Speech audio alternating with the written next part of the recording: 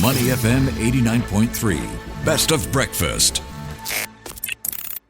The Bigger Picture, only on Money FM 89.3. All right, welcome to The Bigger Picture of me, Ryan Huang. And we are looking at retail investors who are suffering losses in the stock market due to market misconduct. Well, they could soon find it easier to seek civil recourse.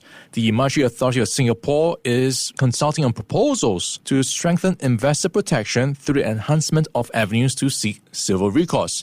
And this includes 3 areas of focus: enabling the pursuit of legal action, facilitating self-organization, and providing access to funding. Now, how significant is this, and is this going to help move the needle? Let's check in now with Mak Yuen Teen.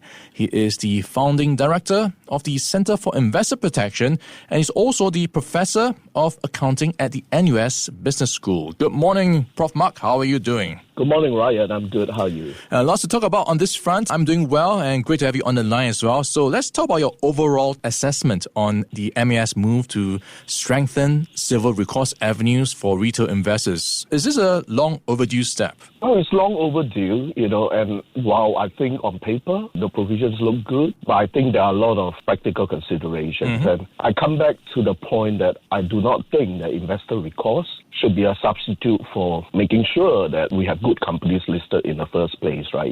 You don't want to kind of give life jackets to people after you put them on the leaky boat, right? So I think both of them should be considered, not just, we improve investor recourse, but we kind of lower the standards for listing. And there are practical issues. I think all those 3 limbs of the proposals, I think there are practical issues. Yeah, so you do need that holistic view of things and approach as well. So let's take a bit of a step back and contextualize what Singapore is doing on the global landscape. Where are we when it comes to helping retail investors versus maybe other developed markets like US or UK? Well, I think far behind. I think, of course, in the US, it's very well known. Class actions are very well known. We have investors suing all the time. Maybe we say it's over litigious, but that's kind of part of the regime in the US. And Australia, of course, class actions and litigation funding is very common. And even if you look within Asia, you see markets like China, you look at Taiwan, where they have a Securities and Futures Investor Protection Center. They've all done a lot. And Japan, they have class actions, and Korea. So I think Singapore is well behind relative to most other markets. Okay, so let's dive a bit deeper into some of the proposals. So they want to make it easier for investors to ride on existing legal or civil penalty actions to seek compensation.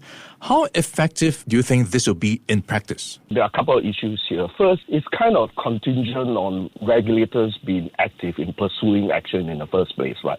So for investors to ride on it, obviously you want to make sure regulators are actually initiating such action. I asked this question when I visited Taiwan, right? I kind of say, because they also have this, SFIPC can ride on regulatory action. So I asked, what if that's dependent on regulators taking action? Well, they say in Taiwan, there's a great expectation that regulators will take action. So it depends on that, right? The other thing is, of course, I worry about a time bar, right? And of course, sharing of information. Because in Taiwan, there is a lot of sharing of information between the regulators and the SFIPC when they write on the actions, right? So whereas our regulators tend to be very tight-lipped when they initiate action, nobody knows anything, right? And then what happens, by the time you conclude an action, let's say only then you start, then you may have time bar, right, for civil action. So I think there are lots of things that need to be thought about, because if regulators themselves are not very actively pursuing actions, then this amendment may not be that effective. Yeah.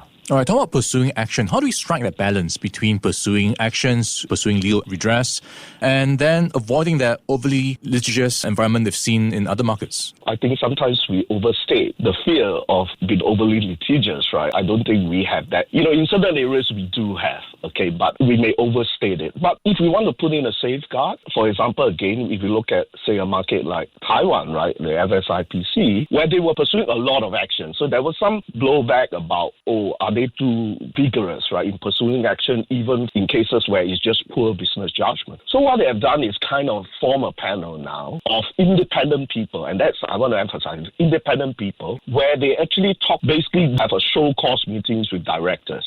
where they actually have a very structured way of asking questions in terms of you got to show us what you have done, right, to take action to try to do the right thing or ensure that this fraud didn't happen or whatever. And this independent panel will then make a recommendation to SFIPC whether to pursue action. Maybe that's one way, whether we introduce some kind of mechanism where some truly independent panel. I want to emphasize that is very important. If you get current practicing lawyers sitting on such a panel, and they may have clients that they may be working for, they may not be independent. So SFIPC is very careful in terms of who sits on this independent panel. Okay. So those are ways you could do it so that you don't just end up opening the floodgates. Right? All right. What are your views on allowing representatives like SIAS to organize and carry out the litigation on behalf of investors? Yeah, I think SIAS, of course, does a lot of things. They have done a lot of good things, I would say. But the concern, of course, is their public position has always been, right, we prefer to resolve things in the boardroom rather than courtroom. So they have already had this stance that we don't really want to sue. And, of course, they have lots of activities. They get a lot of funding from listed companies, very close relationships with them. So there may be a perception whether they are sufficiently independent, right? So I think it's better that, if we open this up to other potential organizations to do this, not just SIAS, and we need to consider whether to allow some other organizations to build some capacity, or even a new organization, right, to build some capacity to do this. The advantage with SIAS, of course, is they already have existing manpower and headcount. The downside is that they could be perceived to be not fully independent.